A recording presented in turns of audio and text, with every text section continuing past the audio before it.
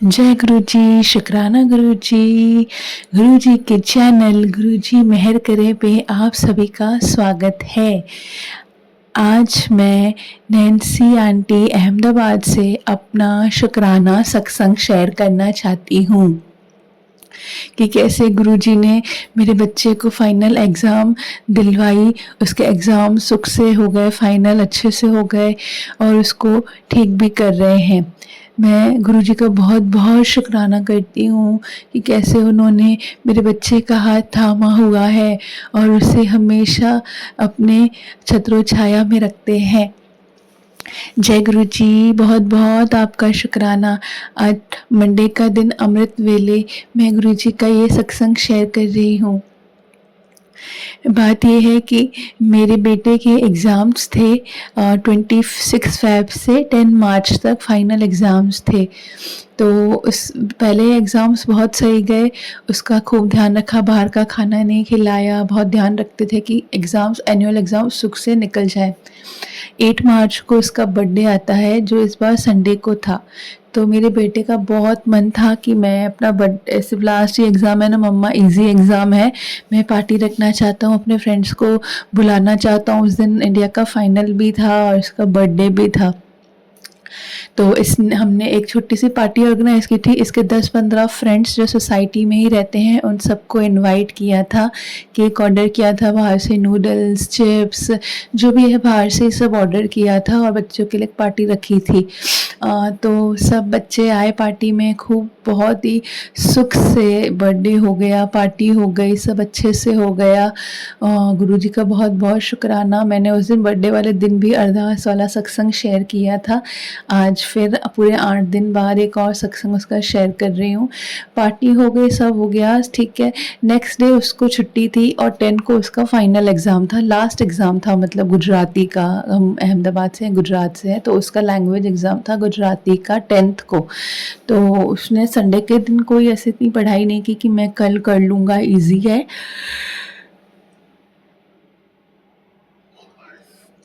आज मेरा बर्थडे है, मुझे एंजॉय करने दो। तो उसने खूब एंजॉय किया, बर्थडे भी बहुत अच्छे से हो गया। नेक्स्ट डे सुबह मॉर्निंग में भी सब ठीक था, उठा था, वो अपनी ट्यूशन क्लास भी गया था 10:30 बजे, 12:30 बजे वापस आया पढ़ाई करके। फिर उसको नून में पढ़ाना था। तो उसकी ट्यूशन वाली मैम का मुझे मैसेज आ गया था कि मुझे इसको ना ये थका हुआ लग रहा है, थोड़ा फ़ीवर सर्दी जैसा लग रहा है, उसको दवाई डाल देना तो शाम को अच्छे से पढ़ पाए और अच्छे से कर लेगा, थोड़ा ही बाकी है। तो मेरे को लगा चलो ठीक है, हो जाता है, बच्चे हैं, सर्दी खांसी हो जाती है, मौसम ऐसा चल रहा है, मिक्स मौसम है, मार्च का महीना है। तो वो जैसे ही दोपहर को घर आया वापस ट्यूशन से, खाना भी नहीं खाया, उसने खाना भी उसने 3 to 4 ऐसे स्पून्स खाए, बोला मुझे नहीं अच्छा लग रहा है खाना। मैंने चलो ठीक है, बच्चे को रहने दो। उसके बाद उसको बहुत फ़ीवर आ गया, एकदम गर्म हो गया वो 3 बजे के आसपास, एकदम बॉडी तप जाती है ना, जैसे समझिए 102 103 ऐसे फ़ीवर आ गया। तो मैंने जल्दी से उसको फ़ीवर की दवाई दी जो उसकी होती है। तो जैसे उसको फ़ीवर की दवाई दी, 10-15 मिनट्स में उसकी बॉडी नॉर्मल हो गई, फ़ीवर ठीक हो गया। अगेन ठीक हो गया, पर वो बहुत ऐसे सुस्त, मतलब तबीयत ठीक नहीं, ऐसे नशा, वो मुझे बार-बार बोला मम्मी मुझे नींद आ रही है, मुझे नींद आ रही है, मुझे कुछ अच्छा नहीं लग रहा है, he was telling like that, वो ऐसे बोल रहा था।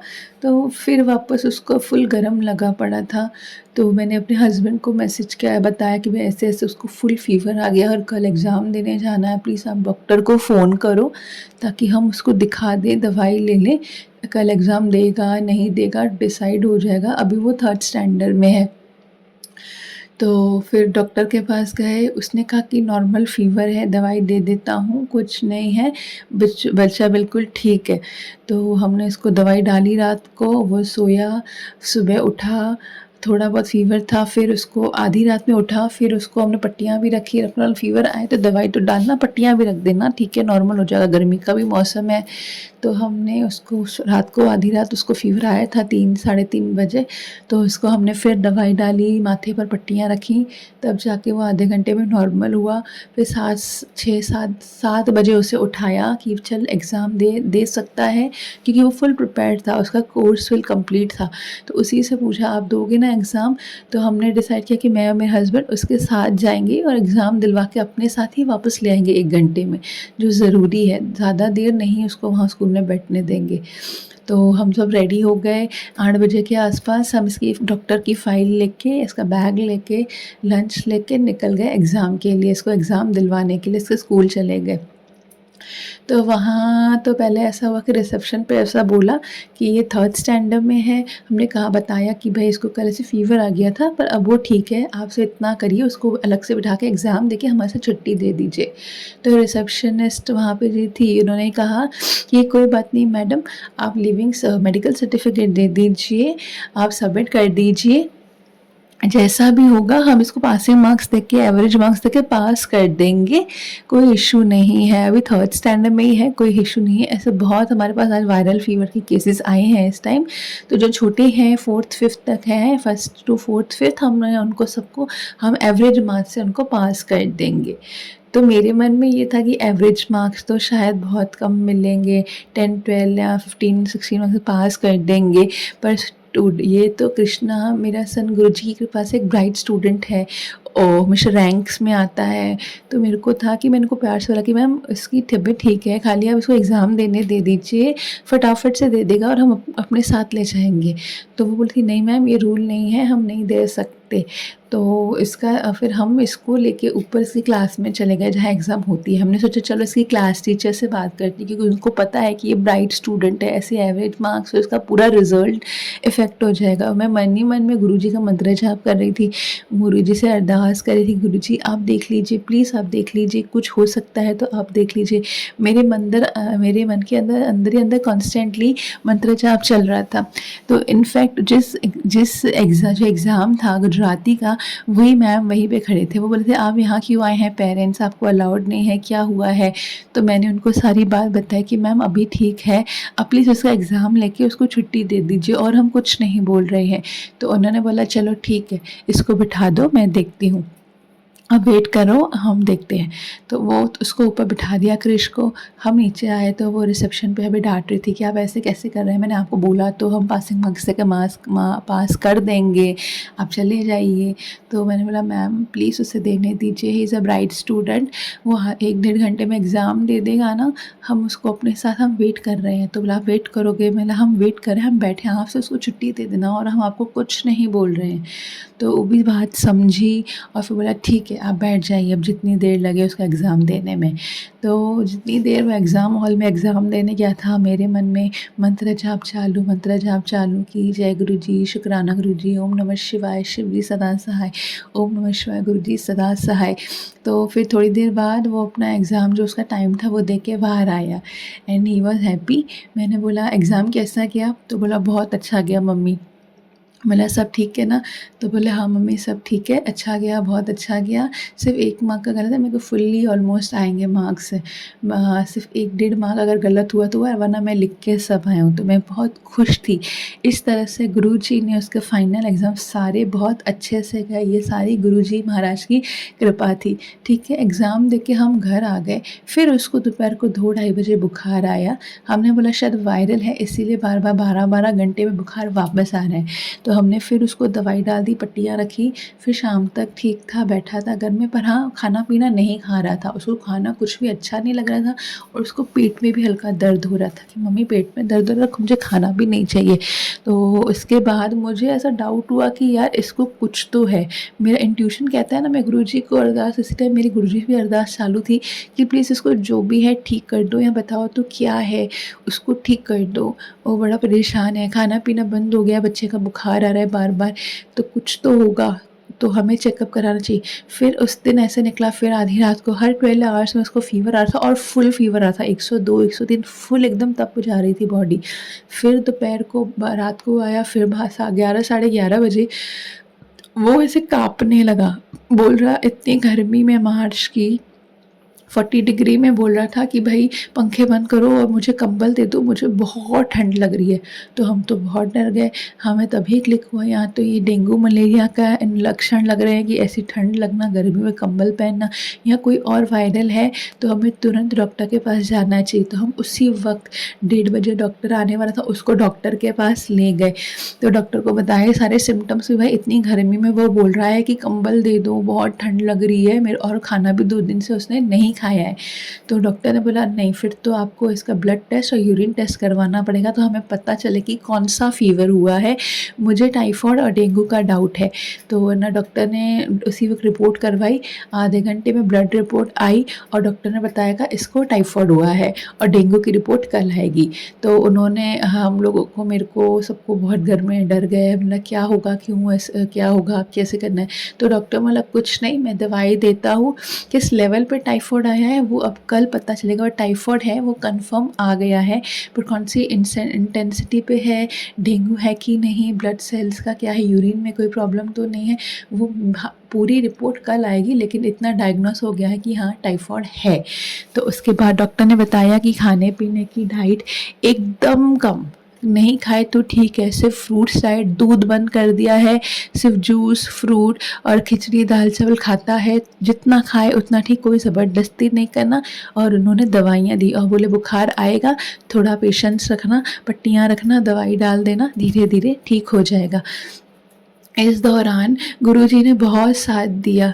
मैं आपको बताऊं, मेरा बेटा है ना खाने पीने का बहुत शौकीन, वो, उसको दाल चावल और खिचड़ी पसंद ही नहीं है, उसको चाट, नमकीन खाना, टेस्टी खाना पसंद है। दूसरी बात, डॉक्टर ने कहा बिल्कुल घर से बाहर नहीं निकलना है 8 दिन, एकदम घर के अंदर, धूप में तो बिल्कुल नहीं निकलना है, बहुत केयर करनी पड़ेगी आपको घर पे। तो वो बेचारा दोस्त, उसको इतना खुश था कि 10 को मेरे एग्ज़ाम पूरे, अब मैं दोस्तों के साथ घूमूंगा, मैं खेलूंगा पूरा दिन, मैं नानी के घर जाऊंगा, तो वो भी उसका सब ठीक है। तो अब उसको समझाना कि भाई देख भाई, ये तो उसको ये खाना देना, ही वॉज लाइक कि अब ये खाना खाना पड़ेगा जो बंदा खाता ही नहीं है, सिंपल दाल चावल कभी कभार खाएगा, खिचड़ी तो वो खाता ही नहीं है, बोलता है मेरे को ये सब नहीं अच्छा लगता है। तो मैंने गुरुजी से मनी मन अरदास की, गुरुजी ये वो बच्चा जो खाने पीने का शौकीन, अब उसको खाना वो खाना है जो उसको बहुत कम पसंद है, तो मैं जब भी उसके लिए खाना बनाऊँ, थोड़ी सी खिचड़ी बना डाल, तो मैं अरदास करूँ, मैं मंत्र जाप करके बनाऊँ कि मैं गुरुजी मैं बना रही हूँ, अब खिलाने का काम आपको करना है, उसको समझ आपको देनी है, उसको पेशेंस, उसको सब्र आपको समझाना है कि भाई ये खाना पड़ेगा, यही मुझे ठीक करेगा। आप विश्वास नहीं करेंगे, वो खाता है प्यार से, थोड़ा उसका मन होता है, मन ऐसे थोड़ा छोटा होके खाता है कि यार ये क्या है मम्मा, ऐसे मैं कब तक ठीक होऊंगा, पर उसने खाया। आज 8 दिन हो गए हैं उसको ये सबको, बुखार का पता चले हमको वेडनेसडे के बाद 6 डेज़ हो गए हैं।